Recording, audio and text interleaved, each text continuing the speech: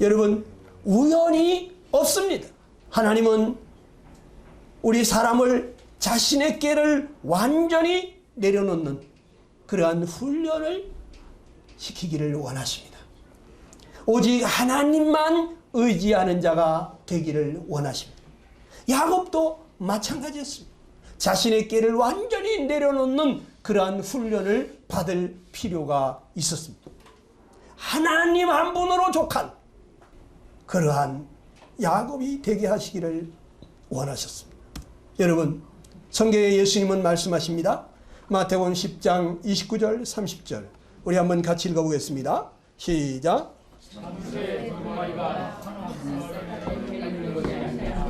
그러나 그 하나라도 땅에 떨어지지 아니하니라. 너희에게는 머리털까지 다 세수가 되었나니. 여러분, 이게 무슨 말씀입니까? 그 당시에 참새 2마리가 한 아사리온이라는 동전에 팔려갑니다. 그런데 예수님이 말씀하십니다. 참새 5마리가 2 아사리온에 팔리는 것을 보지 못하느냐. 뭐라고요? 2 아사리온에 참새를 몇 마리를 팔고 있다고요? 5마리를 팔고 있다. 참새 2마리가 한 아사리온인데, 그런데 2 아사리오면 몇 마리를 팔아야 되죠? 4마리를 팔아야 되죠. 그런데 5마리가 팔리고 있다는 거예요. 그건 무엇을 얘기합니까? 참새는 하찮은 짐승이기 때문에 돈만 받을 수 있다면 한 마리 더 물어준다 이거예요. 이렇게 미물과 같은 존재도 하나님이 허락지 아니하시면 떨어지지 않는다는 거예요.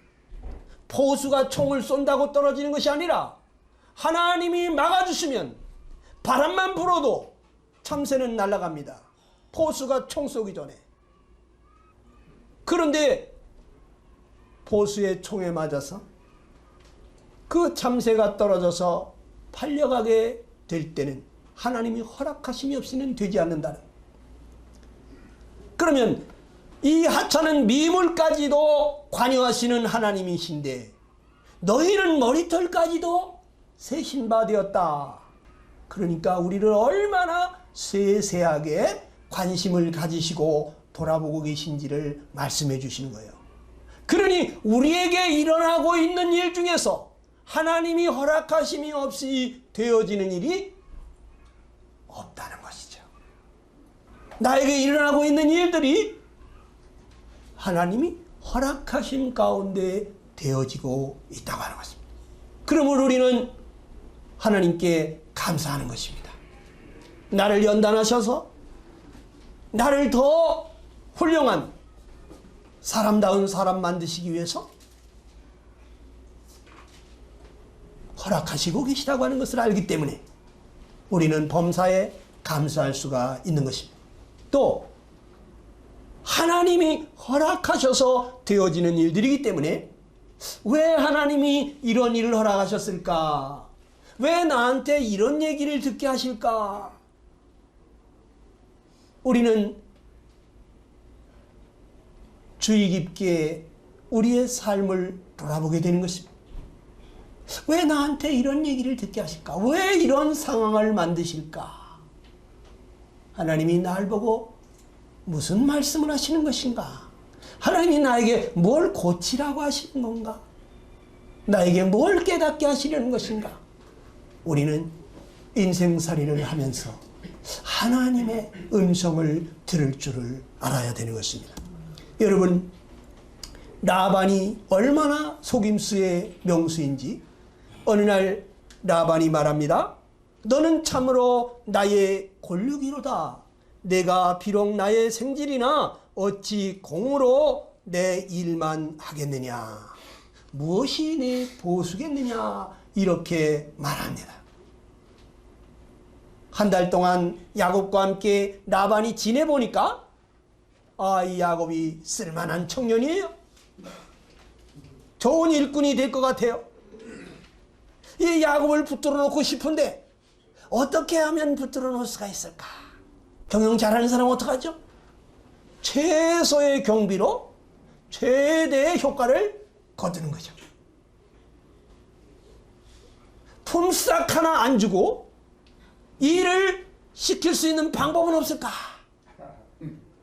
라반이 생각해 보니까 이 야곱이 자기 둘째 딸 라헬을 굉장히 좋아하는 거예요. 이 라헬을 얻고 싶어 하는 거예요. 그거를 라반이 몰랐을까요? 눈치 빠른 라반입니다. 라반이 뭘 너에게 보수로 줄까? 그랬더니 이 야곱이 그 낚싯밥을 물었습니다. 야곱이 뭐라 그랬습니까? 내가 외삼촌의 작은 딸 라헬을 사랑한다. 라헬을 위해서 외삼촌에게 내가 7년을 봉사하리다. 봉사.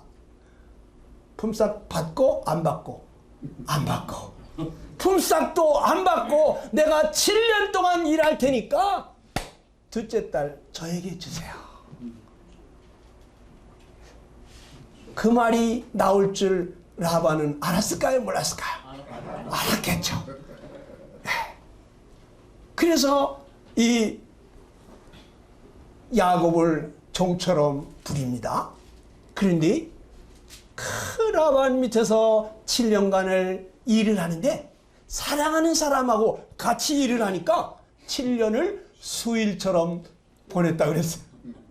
사랑하는 사람하고 있으면 시간이 왜 이렇게 빨리 가? 아이고 벌써 시간이 이렇게 갔나? 헤어지면 또 만나고 싶고 만나면 헤어지기 싫고 이래서 7년을 수일처럼 보냈어요. 그래서 7년이 됐을 때 이제 삼촌 7년이 됐습니다. 라헬을 저에게 주십시오. 라반이 어떻게 했을까요? 그래, 내가 약속을 지키마. 오늘 잔치를 열자. 그래서 동네 사람 다 불러 모아놓고 이제 잔치를 엽니다. 잔치를 여는데 잔치를 할 때 어떻게 하죠? 동네 사람들이 와서 야곱 자네 축하하네. 내 잔 한 잔 받세. 그래서 한 잔 받고 또 이 사람이 아이고 내 잔도 한 잔 받으라고 말이지. 결혼 축하한다고 한 잔 하다 보니까 야곱이 어떻게 됐겠습니까? 아주 거나하게 취했겠죠. 밤에 신방에 들어갔는데 신방에 전기불이 있나요? 없습니다. 깜깜합니다. 등잔불 켰다가도 야곱이 들어오는 거 보고 껐겠죠. 그런데 그 밤에 신혼 첫날 밤을 실었는데 다음날 아침에 눈을 딱 떠보니까 어떻게 됐다고? 자기 사랑하는 라헬이 아니라 레아라고 하는 큰딸이 침실에 누워있는 거예요. 얼마나 놀랬겠습니까? 야곱이 아침에 보니 레아라. 라반이 라반에게 이르되 외삼촌 어찌해서 내게 이같이 행하셨습니까? 내가 라헬을 위하여 외삼촌께 봉사하지 아니했습니까? 외삼촌이 나를 속이시면 어찌미십니까? 내가 7년 동안 얼마나 열심히 봉사했는데 그런데 왜 사랑하는 라헬을 주지 않냐고 내가 마음에도 없는 레아를 주십니까? 하고 따지기 시작합니다. 그랬더니 이 라반 삼촌이 뭐라고 답변을 했느냐? 라반이 이르되 언니보다 아우를 먼저 주는 것은 우리 지방에서는 하지 아니하는 바다. 7일만 채워라. 우리가 라헬도 너에게 주겠다. 이렇게 말합니다.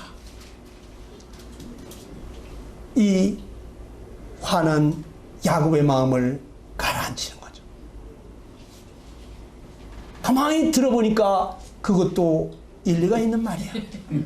이 지방 풍속이 그렇구나. 동생을 먼저 시집 보내는 일이 없구나. 일주일만 있으면 그 사랑하는 라헬을 준다니까 기다려볼 만하죠. 그래서 분을 가라앉히는데 라반이 한마디 더 붙입니다. 내가 나를 7년 동안 섬겨야 할지니라. 7년 너 라헬을 7년 봉사해서 얻었는데 내가 레아까지 줬으니까 너 7년만 더 있어라.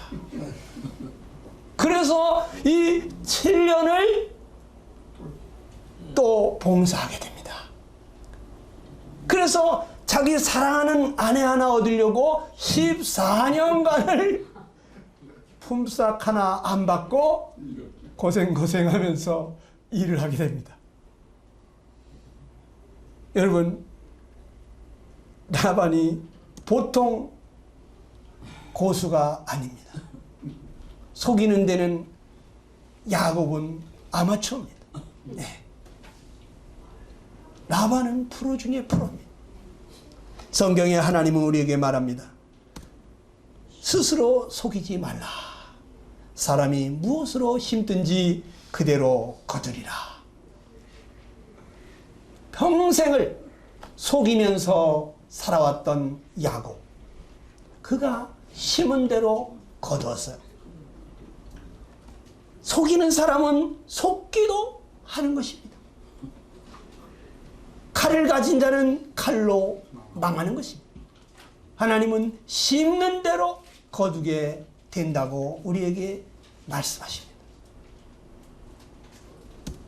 성경에 보니까 철이 철을 날카롭게 하는 것 같이 사람이 그 친구의 얼굴을 빛나게 한다고 했어요. 하나님은 사람을 통해서 사람을 연단합니다. 정말 지긋지긋한 사람이 옆에 있어요.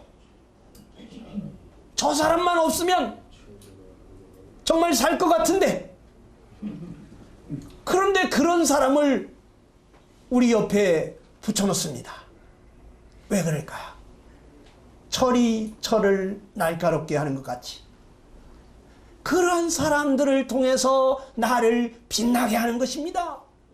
정금같이 순금같이 찢기가 없는 그러한 빛나는 금고같이 나를 만드는 것이죠. 네. 이 라반이라고 하는 아주 이기적이고 속이는데 명수의 삼촌을 통해서 지금 야곱은 연단을 받고 있는 거예요. 여러분, 우리 삶 가운데도 그런 사람들이 있습니다.